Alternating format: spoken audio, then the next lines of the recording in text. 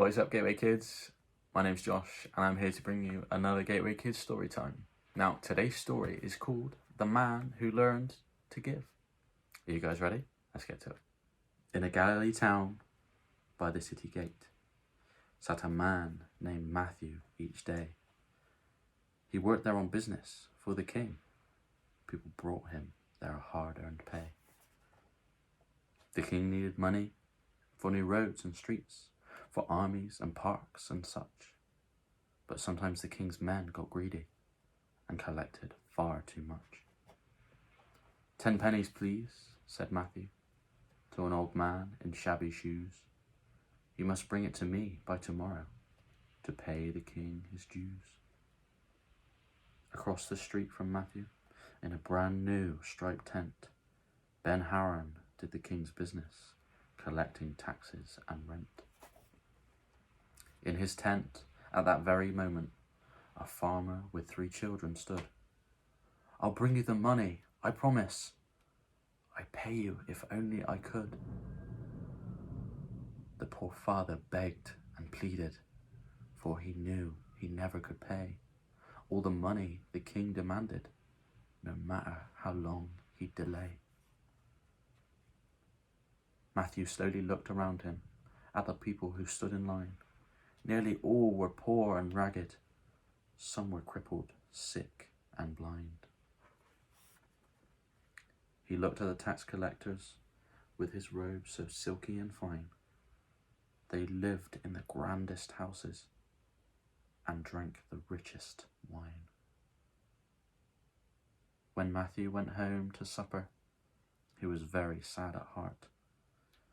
I wish I could get a new job, he sighed, but I wouldn't know where to start. On the grassy hills outside of town, at twilight, Matthew went walking. At the top of the hill, a crowd sat still, while a bright young man sat talking. Be kind to one another, the gentle stranger said. Be good to those you hate. For the people who thinks of themselves the least is the person who will be great. What wonderful news, said Matthew. If only it could be true.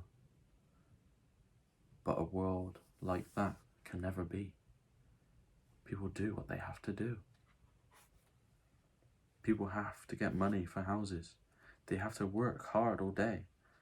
There is food to buy for the children and debts we have to pay. Look at the flowers, Christ told him. They do not work or sew, but the clothes they have are more beautiful than anyone else's you know. Don't work for the treasures the world can give. Silver and gold will rust. But work for the treasures of heaven. Give your life to the God you can trust. That night, Matthew lay in bed thinking, wondering what he could do.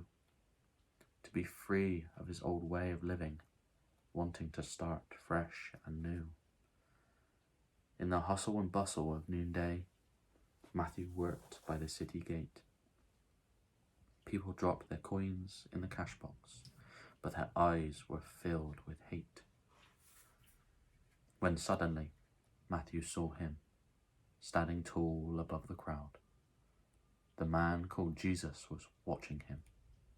Follow me, Jesus said, clear and loud. Matthew stood and pulled the curtains and closed his collector's booth. He had made up his mind, and he was certain that he would follow the Master of Truth. And the very next thing that he planned was a party for his old friends. He arranged that the bad tax collectors and his new friend Jesus attend.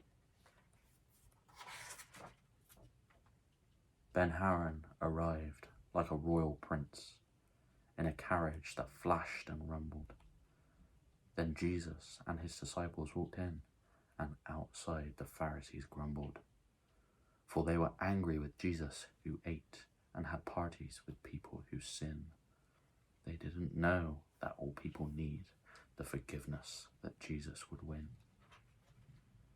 Inside the house, Ben Haran ate, while Matthew began to speak. I've given up my tax job, he said, to start a new job this week. I'm working for Jesus, the Son of God, beginning this very day. You must be crazy, Ben Haran laughed. What made you decide that way? So Matthew tried to explain to all of the happiness Jesus can bring. I want to live the way Jesus lives, to be kind and happy and sing.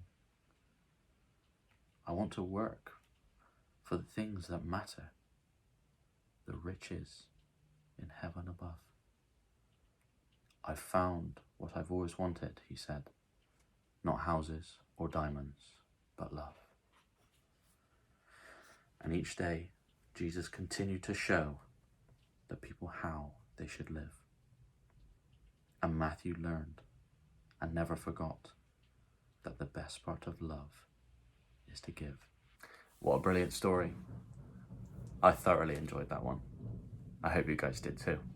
Now, if any of you feel up to the challenge of reading this story in the Bible, you can find it in the book of Luke, chapter 5, and verses 27 to 32. So that's Luke, big 5, little 27 to 32. I hope you guys are staying safe and keeping well. And I look forward to seeing you guys in the future. See ya.